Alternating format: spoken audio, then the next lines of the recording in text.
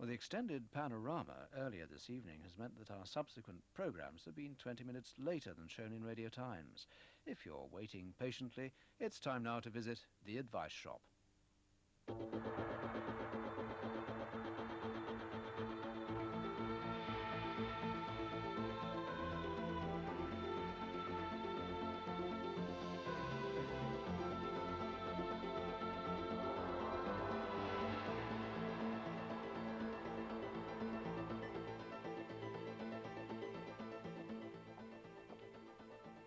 Hello. Every year, over 50,000 young people are reported missing. They've run away from their families or from the care system, children's homes, foster homes and so on. This Christmas, the luckier ones will be bedding down in squats or hostels, but many of them will be living and sleeping rough on the streets. Others are never seen or heard of again. They disappear without trace. So what are they running from? Where are they running to? And what can we do to help the nation's runaway children to escape from their twilight world? The number of homeless young people in London has increased suddenly and dramatically, according to the charity Centrepoint Soho. And the charity says new social security rules introduced by the government 2 months ago are to blame. Now, all payments are made 2 weeks in arrears. So unless you already have money from the DHSS... That answer can only mean that the Prime Minister is willing to see these young people at risk from crime, from prostitution and even from hunger go on as they are in huge numbers. There is a hostels initiative in order to have places approved for these young people to benefit the young single homeless and... Hello? Yeah, this is Janet. Yes, it is the Missing Persons Helpline. Can I help you? Here at the Missing Person Helpline of the Susie Lamplugh Trust, we get on average 4 calls a day from very worried parents, social workers, from everybody up and down the country. We find that there are children running away from care, running away from homes where there is obviously a problem, and running away from parents that really have no idea their child is unhappy. Sometimes it's O-levels and A-levels, children from boarding school that can't cope. And we have a wide range of parents phoning us. Lee has been missing now for 2 years. He went missing on September the 10th, 1988, and he was on the way to a football match. He'd been shopping in Sutton High Street with a friend.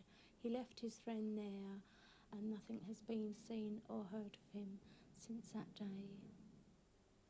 Nobody knows, unless they are in my situation, how we feel. We don't cope, we just exist every day because we just hope and pray that Lee is out there and that he's alive. I think it is a major problem, and I think it's going to get worse, and nobody has taken the overall responsibility for this problem until we started looking into it. In Lee's bedroom is just the same. All his pop stars to pal, all his football posters are all there just as they were. I just cannot touch them, hoping that one day he will come back to us.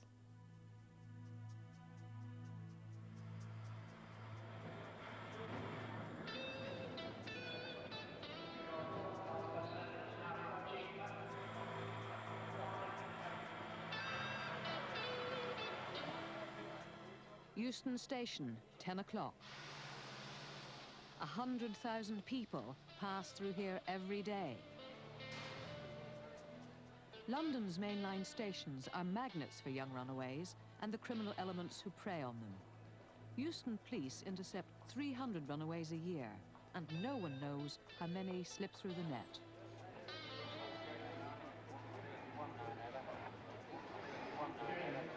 Why were you there? Why? It's a long way to see Lucia, isn't it? Where does he live? 7-1. We're duty-bound in law for people that we think are under 17 to bring them into the police station for their own care and protection.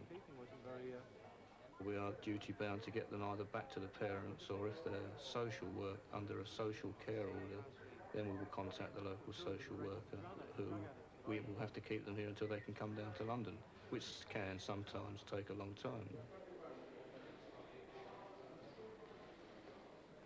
We pick up runaways from all over the country, from Scotland, north of England, west of England. They all seem to get to Euston at some stage. But many of the young people returned to parents or the social services will run away again within 24 hours. Only this time, they're determined to avoid the police.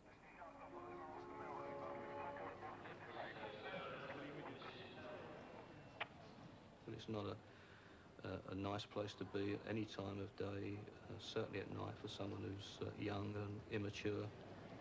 It saddens me greatly because I know they come to London thinking it will answer all their problems. It never has done, and it never will do. Make sure your trousers don't fall down.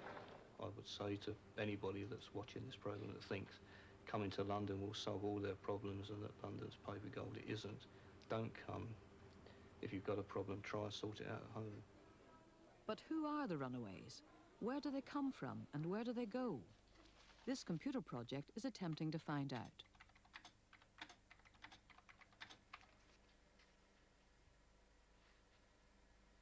At the moment, what we're doing is running a month-long research project looking at all the reported runaways from Greater London, which will be about 500 a week. We've been running that for September, and at the moment what we're doing is putting them onto a computerised database. So we're just trying to find out a lot more about something which is rather shadowy at the moment. Certainly we're not finding a large number of so-called middle-class runaways. It does seem to be a problem which is very much one for 15, 14, 16, 13-year-olds, so it's very age-related. And of course the issue of care, which I think is one which has been neglected. And I think that we all need to be thinking much more carefully about our care system in this country and whether it's really meeting the needs of disadvantaged young people.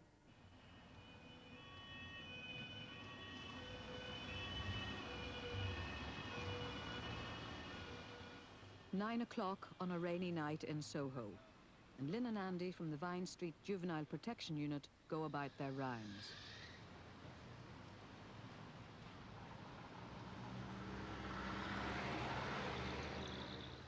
Lynn and Andy are well known to London's young homeless population. They attempt to identify new arrivals on the street and either take them in for protection or give them advice. They also keep an eye out for people who might take advantage of them. It's estimated that as many as 80% of the runaways Lynn and Andy may find are refugees from the care system. You argue with a member of staff and you get, I don't know, I can't even say it. You get your hands held right, like if you were getting arrested, your hands held right round your back. And I've had my hair pulled off me and various other things have happened there. This is NAPIC, the National Association of Young People in Care. They've just released the first ever survey into abuse in the care system. We couldn't believe it, actually, the amount of sexual abuse that went on within the care system. And it's difficult to mention sexual abuse because people think it's sensationalist, but then if you take this study, I mean, I was pretty shocked myself. I mean, I was sexually assaulted whilst in care, and I think many of my friends who I know who were sexually assaulted were in care as well. But 50 people, 85% of them had been sexually assaulted whilst in care.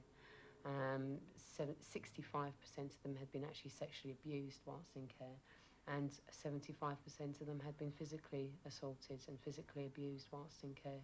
They'd come up and bring your food, lock the door, put your food down, open the door, go back out, lock it again, and that was it. It was like that for 24 hours a day. We had young people being sedated, and because of the closing down of children's homes, which almost seemed to present a massive problem itself, what happened was young people were being moved to assessment centres and secure units for basic things like running away. I ended up in a grade 1 children's home, which was a secure unit when I was only 12, just for running away, which wasn't right for me because they didn't bother trying to find out why I was running away. It's just like you're locked up like an animal, and they're just taking your freedom away from you. I could understand it if I'd sort of robbed a car or broken into someone's house, but I hadn't done that. I was only meant to be in there for 19 days.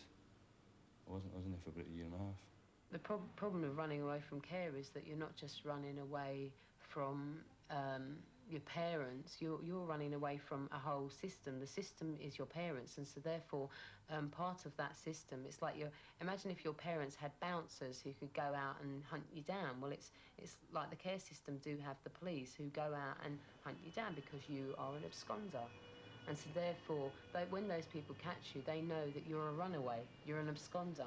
And within the 1980 Child Care Act, just from being an absconder, that gives them the grounds to actually lock you up. Well, it wasn't right because I got locked up for running away.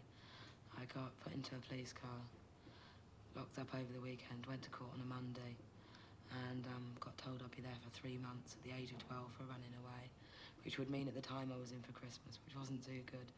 I think we're just labelled too much as a disruptive bunch of young people from a care system, and I don't think it's the young people that you should be blaming. I think it's the care system itself.